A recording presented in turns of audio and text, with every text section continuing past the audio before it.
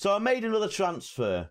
Now, I'm not sure if it was made out of desperation or hope, because he's been here before, he's played 19 games, and he got a 6.65 rating overall in them 19 games. Can you guess who it is?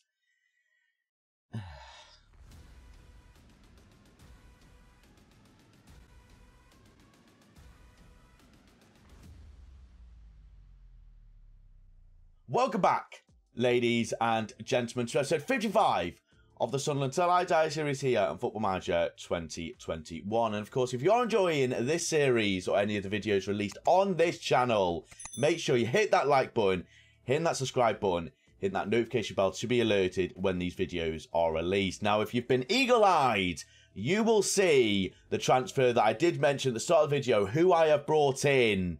Now, he didn't have a great start when he was with us last, but since I brought him in, he's been pretty good.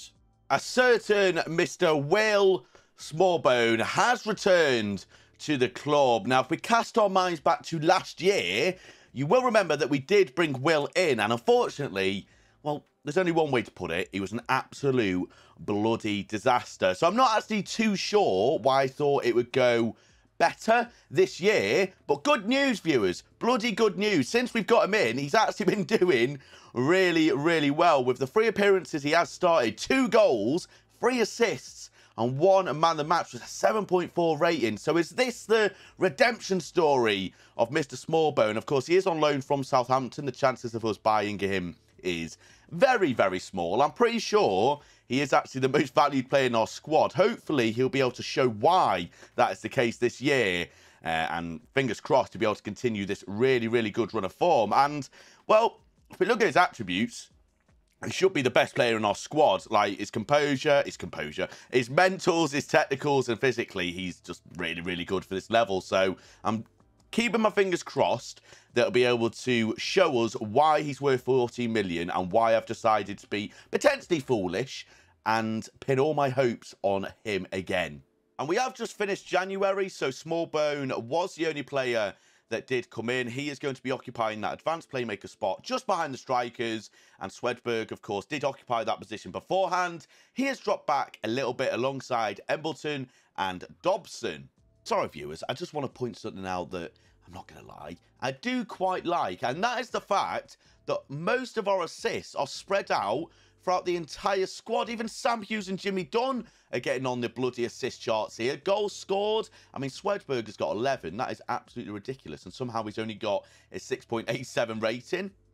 Okay. Edmondson with 15, Guessant with 18. It's just nice to see a lot of the goals and assists spread throughout the entire squad. You never really wanted to have one player, you know, doing one of each. Otherwise, it becomes quite sort of one-dimensional. You have to rely on that one person. So, to see it spread out, it's quite satisfying, I won't lie.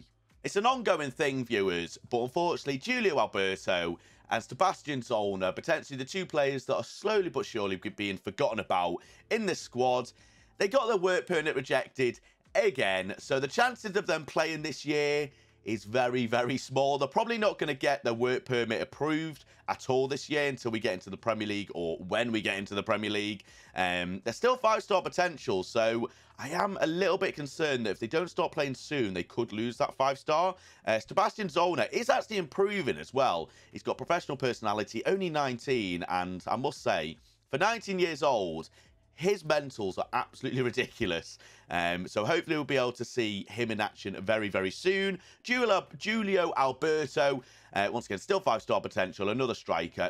Both these players have ridiculous mentals, I've realised. Is he wanted? He is, by Stade Lavalos MFC and Real Irun.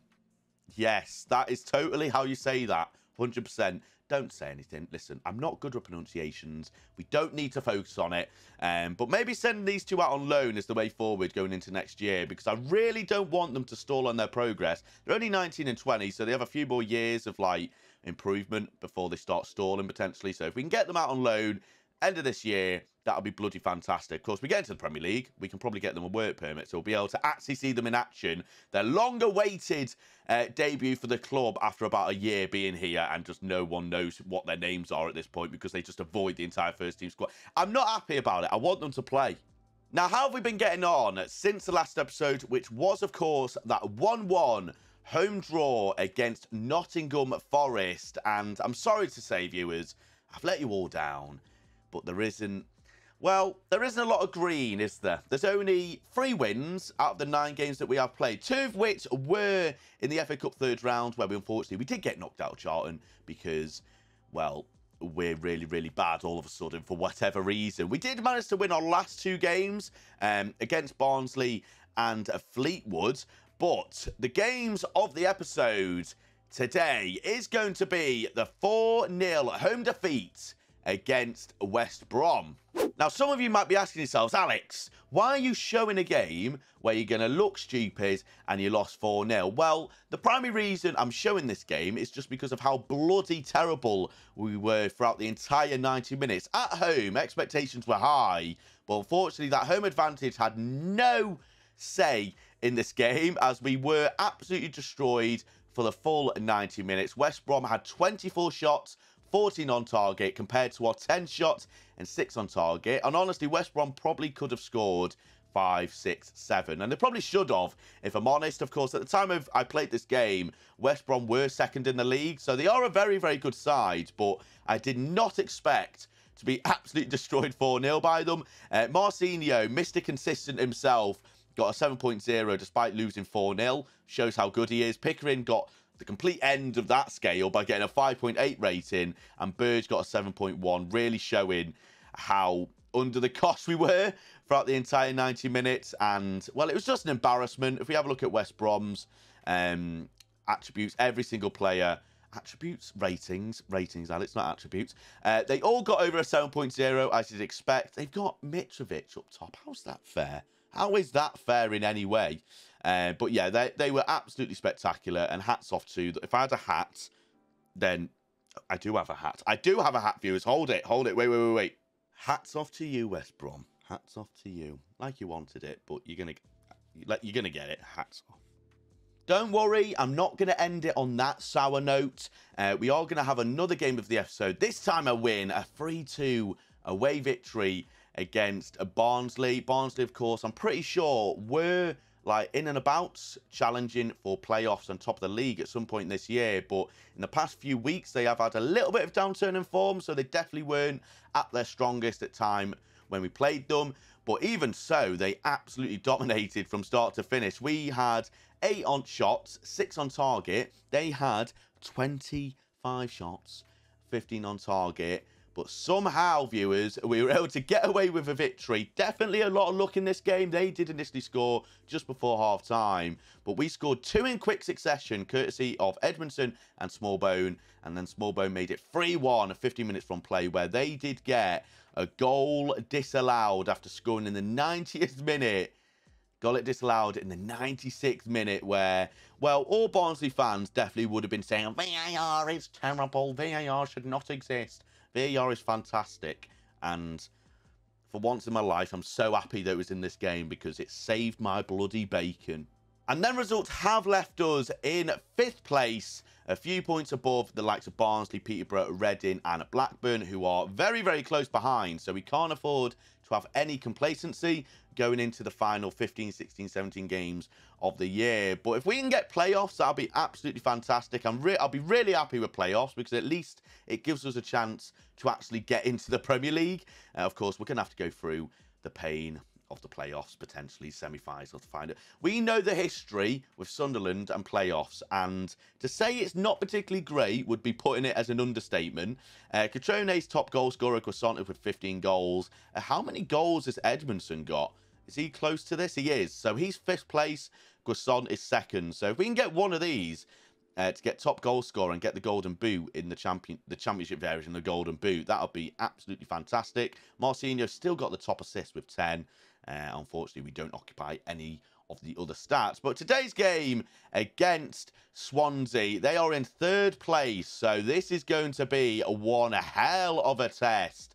They are looking to catch West Brom. They're only, what, 4 points, 5 points away from West Brom. So if Swansea lose this game, you're probably saying they're not going to catch them going into the rest of the year. If they win, however, and West Brom drop points, it's the automatic spots are on. So Swansea are going to be up for this game, as are we, as we always are. Our goal difference is absolutely awful. We are literally like the little kid in this playoff spot right now. Or is it Nottingham Forest? Are like just the two small kids that are just like, please just leave us alone. We don't want any trouble. Please go away. We just want to go about our day, do our homework, go to the library. That's me and Forest right now. And then we got the bloody Sheffield United, Swansea, West Brom, and Watford, who are like the jockeys walking around, you know, being all big and scary. You get the analogy.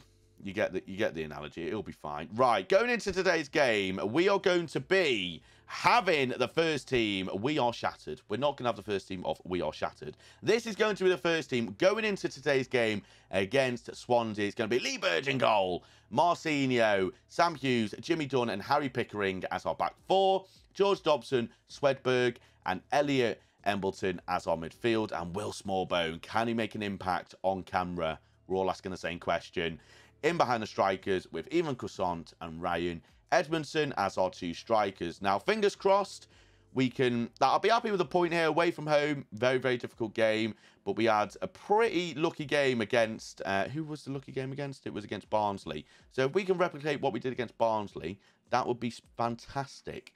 Obviously, it's a lot to ask because Swansea are a very good football team. Not that Barnsley aren't, but they're definitely not as good as Swansea this year. Right, we are shattered, so I'm a little bit concerned that we're going to get a few injuries here, which, considering our squad depth, would be nice if we didn't have. But we'll have to see what actually happens. Right, team talk. It's important, viewers. We need to get the team talk right. We all know the key to everything is dynamics and team talks. But right, thrash arms. Yes, we're celebrating before. I mean, what am I thrashing my arms against? Am I thrashing my arms against the wall as I'm talking to them? I want you to win. That's what we're doing. Right. They've lost the last of their 5 games. Right. Well, that has put pressure on me a little bit there. Right. Let's go into the game, viewers. Come on. I'm concerned by our fitness. I've just noticed I haven't worn the headphones for some of the episode, and I feel free. Right. There's a chance. And are we on the counter-attack? We aren't. Embleton isn't able to get it to one of our players, and Swansea are on the attacking media. Camacho just on the right-hand side. Gerardo, it's a good cross in, and it's just over. That is something we need to keep an eye on, and hopefully that'll book ideas up.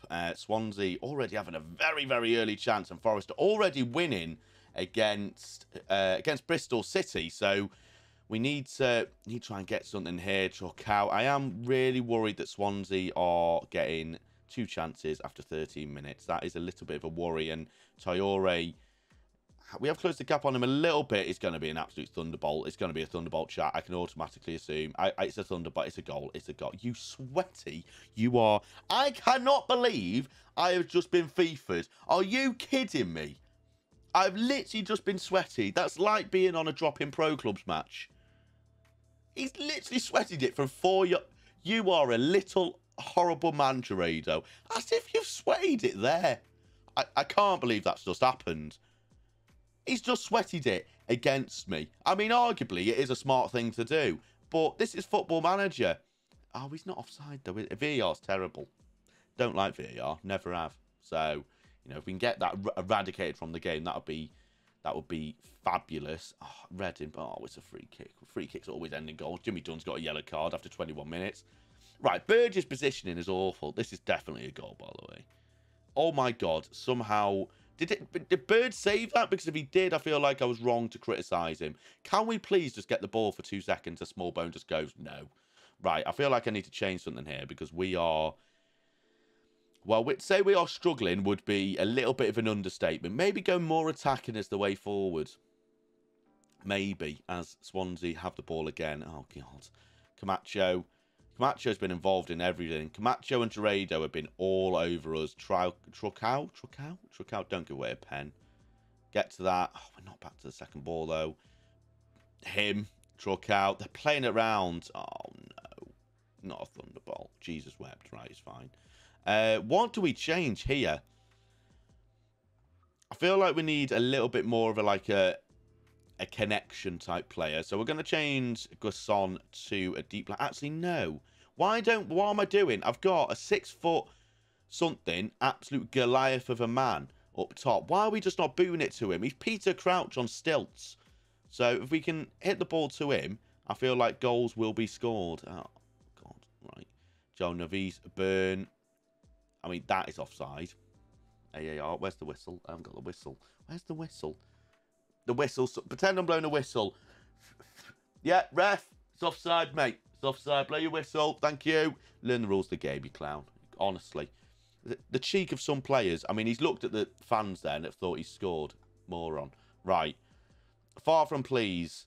Far from happy. I mean, the fact we're only 1-0 down gives us a little bit of hope that we might be not horrendous in the second half and we can get a goal back. But I'm not happy. That's literally not motivated him in the slightest. Should I go back? I'm going to go down to positive and I'm going to do something very, very risky and I'm going to push my defensive line higher. That could result in us conceding immediately, but we need to take the game to Swansea a little bit here. Otherwise, we're just going to see the game out and just not have a chance. As we have started creating more chances, actually. Right. What do I change? Swedberg needs to be more involved, I feel like. So we'll change him to Mazzala. And we'll change you to box to box. And Mazzala, hopefully, actually, what I'm going to do, change him to an advanced forward. Change you to a target man. Attack. Now, our hope is that Swedberg's going to go down here. And if we get the ball to Ed, that's Swansea just scored. We just missed the goal. Brilliant. There was me. Jose Mourinho in the absolute piss out of my tactics. And then Swansea have just gone, no, it doesn't matter because we're just going to score. Brilliant. Adam, is this a good goal or is it just terrible defending from us? I think I know what the answer is. I mean, it's a good cross, to be fair, from Traucao. Traucao, Camacho and Gerardo have been absolutely fantastic in this game. And I don't know how to deal with them. Can we demand more? Demand more? Can we make it not embarrassing by not losing 3-0? Barnsley and Reading are all winning. I mean, Barnsley are winning, unfortunately. I thought I was against Barnsley, but I realised I beat them. Right, a few minutes to go. I mean, what do I change here? Do I bring on... I mean, Marcinho's been very poor, which is not like him. So he's going to get his immediate substitution because I'm just not happy with his performance. Oh, if we can get... Imagine. This is going to be... See, small bone, chat. Oh, my God. Small bone, come on.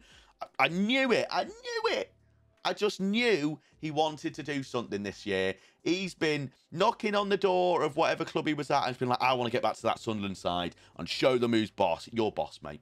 Small bone, as hard as it is not to make jokes about your name, you've scored. Imagine. Oh, my God. Imagine, please. Oh, my God. Burnett. Low. I'm worried that this is going to be 3-1 though. They are on the back foot here, but we're not putting any pressure on them. Oh no, Camacho. Oh God, Drado. He's got so much room. He could build a house. Oh God. If we score another goal now, that is going to be very upsetting. It's his 50th league goal for Lau there. Congratulations to you, Sunshine. No one cares. Right. Well, that is... Well, that is disappointing. I mean, at least we've scored a goal, and by small bone scoring, it's made me look like a transfer genius, a wheeler dealer, as people would say in this day and age. As we have dropped down to 6th, Forest have all won, and I lost against Swansea. West Brom lost though, I think, right? West Brom lost. They drew against Sheffield United. Wow, the final few, well, these next 15 games are going to be huge, or 16 games, should I say. Going to be huge for them 3 teams. Right, there's a disappointing result, but away from home against a very difficult Swansea side, it was always going to be not an easy test. So, at least we didn't get battered, right? At least we didn't get battered. We were able to score a goal, and Smallbone got himself a goal. Right, where are we going to come back for? That's the question we need to ask ourselves. Where are we going to come back for? I think... we come back for... Ooh. Oh, my God. I've got a load of easy games. Right. Do we come back for... Oh, God. Right. There's not many games, is there? We'll come back for the Preston game. I'm just thinking that if I can do all of these, play that game, and then we can do the final end of season stuff, in the episode after, I think that'll be the way forward. So we'll do the Preston game. They are in 23rd, but with me in charge, anything's possible. Could lose 2-0. So, you know, don't think this is going to be a win. Off history, not only on YouTube, but on Twitch. I bottle things. So, yeah, that's going to be great. So that we are going to be coming back against Preston. Of course, if you have enjoyed the episode, please hit that like button, hit that subscribe button, hit that notification bell to be alerted when these videos are released. Of course, FM22 has just been released, so I am on a little bit of a, like, pressure to get as much success in Sunderland as I can. I'm going to try my hardest, but with real life scenarios, it's very, very difficult at the moment to get episodes released as much as I would want.